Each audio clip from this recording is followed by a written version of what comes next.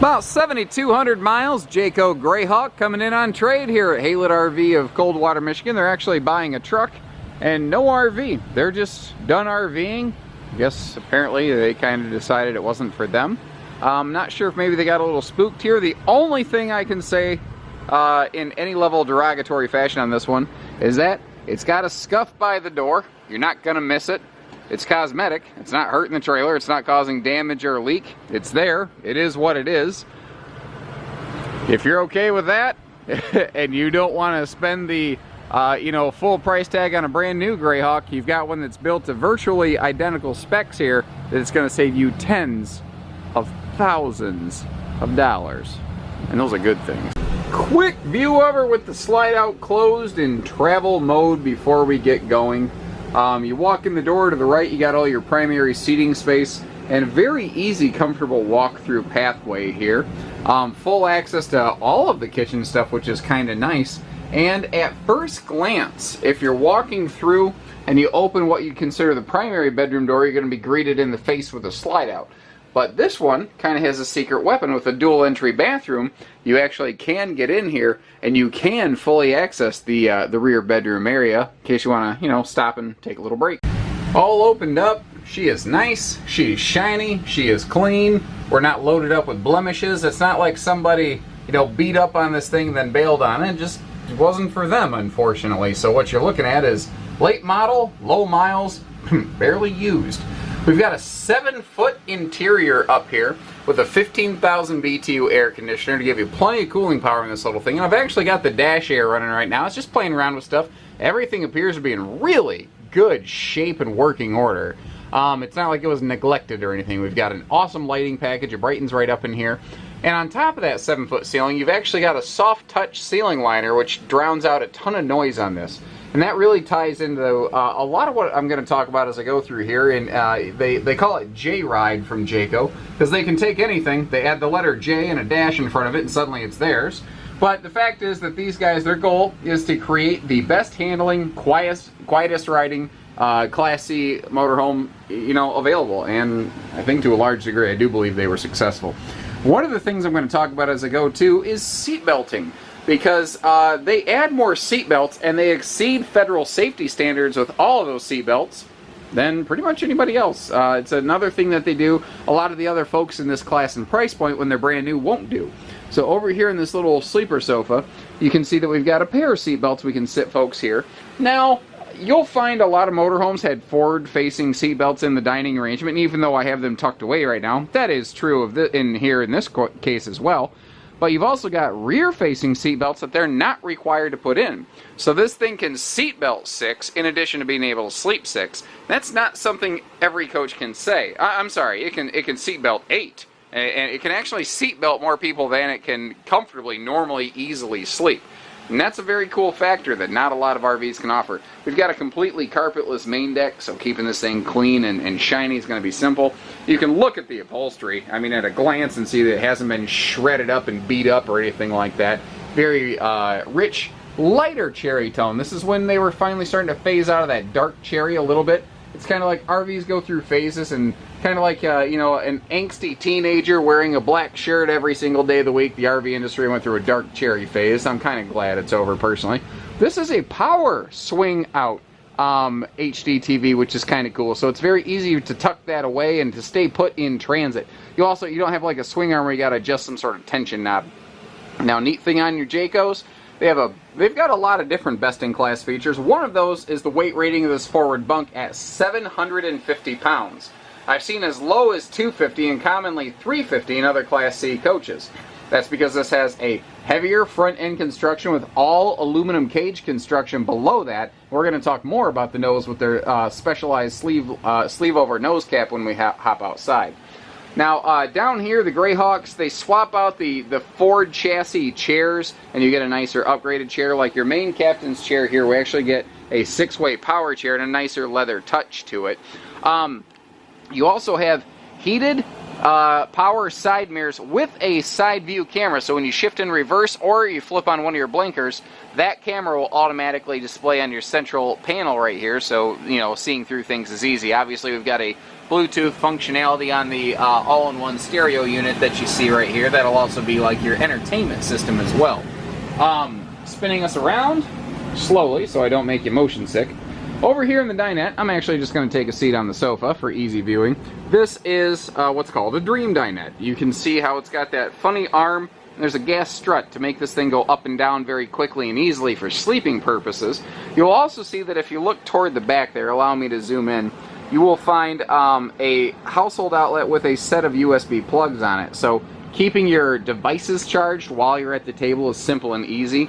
You can see how we have the drawers for the easy storage below the dinette. And you notice how they're offset a little bit. That's because the seat belt mounts are actually in the back area.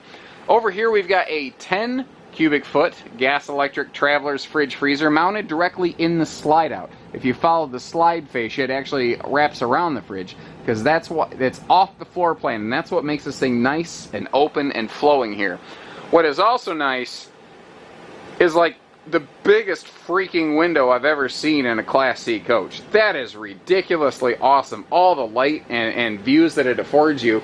But what you're going to find is that you've actually got nice dual section day-night roller shades throughout this thing. So you have as much or as little light or max or as minimal privacy as you want, need, require, inclusive of the main entry door, which isn't just a door, it is also a window. And I think its location on the camping side of the RV is a big critical thing here because it lets you see your campsite. But if you don't want people to see you, well, they don't have to.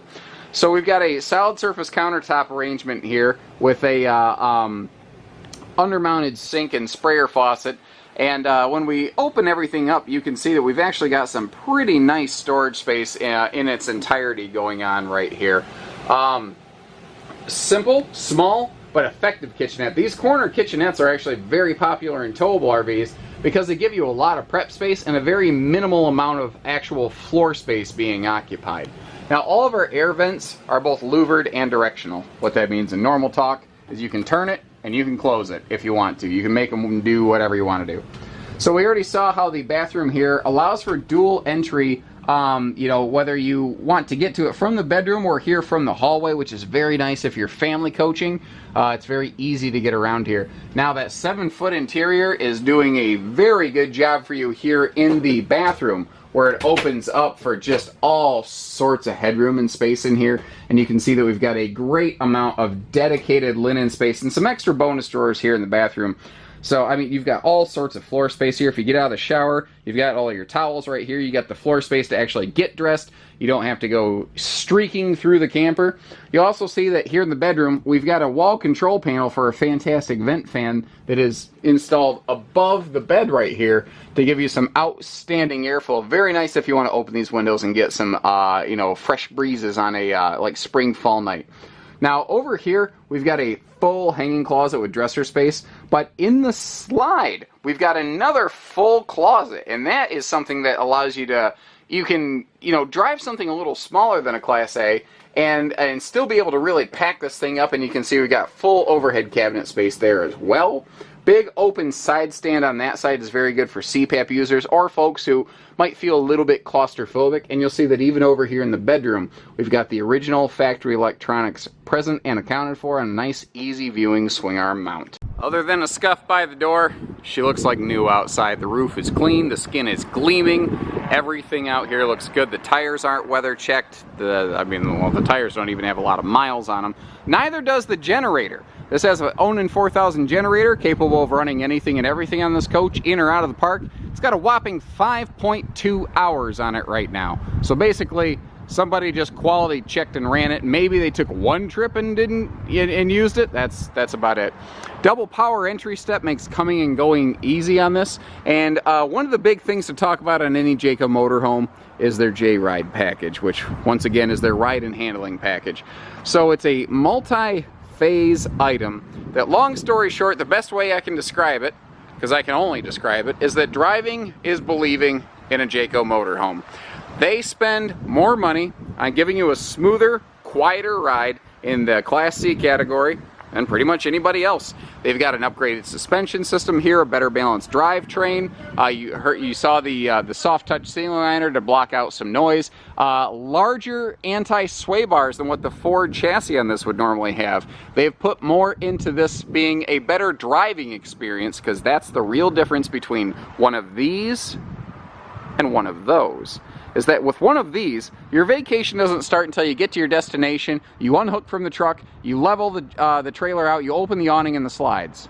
But with one of these, the moment you turn that key, road trip! I mean, we're partying, we're having fun. You are free to move about the cabin, you know? Just check the, bathroom occupancy sign. Anyway, moving on. We are on a 4D450 chassis with a Triton V10, incredibly powerful gas engine. Your generator is going to be located under here. Again, let me get over here. The skin gleams. It's not just clean, it's gleaming with like a mirror-like finish. We've got our frameless windows here looking amazing, and what's kind of cool about these is that the seal is actually hidden under a UV tinted pane. And there's that, oh my God, that's a big window. It looks even bigger outside than inside, I think. Jeez, oh Pete's. Huge rear storage compartment back here as well. Let me open this up. Storage on a motorhome's a big deal. And this is one of the reasons that they went with the bedroom arrangement with the slide-out closet that they used, because it allows for this private docking center and this just cavernous pass-through compartment under the master bed. And you can see it actually gets wider on that side, on the camp side, and it even includes a access door on the back of the RV right here, which, thanks to some air compression, I didn't have the door shut. It just kind of popped open for us. Now, these are compression latches. You actually have to, ideally, you want to pick that latch up a little bit and then compress it shut. Now, that hitch on the back, that's another one of those best-in-class things I was telling you about. Greyhawks, still today, have a best-in-class towing capacity at 750 pounds, or pardon me, 750 pound tongue weight, but 7,500 pound towing capacity. Now, if you look at a lot of other Class C's made during this time, they're going to say they have a 7,500 pound hitch. But the coach, the chassis, was not rated to actually handle that much. The hitch was overrated. So this is, they had to specially design this chassis and the hitching system to be able to accommodate that. We're going to climb up that ladder in a minute, but before we do, we've got our power awning out here, outside grill quick connect behind the rear tire there. And I love how our speakers are mounted low, so we're not going to blow the neighbors away with whatever music we enjoy. And this is going to throw some people off. Don't have a heart attack. This is made with a tankless water heater. So as long as you have 12 volt and you have propane, you got hot water. We've got a easy keyless entry pad. So if you guys are going to go kayaking or biking and you don't want to take the risk of accidentally losing your keys or something, it is very handy for something like that. It'll throw your deadbolt for you. And one other thing I want to talk about, I mentioned it inside, but to circle back and give it more detail, is the sleeve over nose cap on this. This is a full seamless nose cap, and it does have full wall construction below that. The walls do go all the way up to the end. It's not like the cap is just glued to the front of the coach. And I have to say that because the dollar cheaper gypsy dealer down the street wants to tell people that. You can get under here and you can see how the seam is down here. The seam is not right here. The seam for the cap has been put in an area of low stress, virtually no stress, so that it doesn't get cracked open and you don't get, like if you're driving into headwind and rain, you don't get, rain blowing into the RV causing a leak, because obviously that's the last thing that you want in a motorhome. The roof of a Greyhawk is another one of those areas where they separate themselves from a common Class C. We are on a one-piece fiberglass roof membrane, and if the wind is tearing up the camera microphone, you have my apologies. I'm doing the best I can to shield it. All these sealants and everything up here are still factory original, and they're good. This has not been, left to bake in like the Texas sun. I've got nothing against Texas, but y'all got a hot sun down there, and I swear it's a different sun from what we have up here. Maybe that's just the old Yankee boy and me talking, but it gets darn cold here too. So, we kind of get all the weather here in Michigan. Everything looks good though. The roof stuff doesn't look sun damaged and whatnot.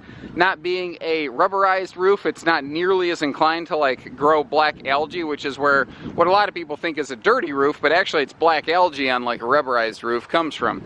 Overall, guys, like I said, if you don't mind a little scuff by the door, holy crap, are you saving a lot of money compared to a new RV that you could get that's very similar to this. So whether it's hitching, pieces, parts, trades, financing, you know, RV and vehicle or truck and trailer package deals, trading in or out, obviously, like these folks traded in an RV for a truck, we can do it the other way too. Whatever works for you, we do it all here at Haylett RV. So take care, stay safe, have fun, and happy camping, everyone. Hope you have a great day. Sure is nice today.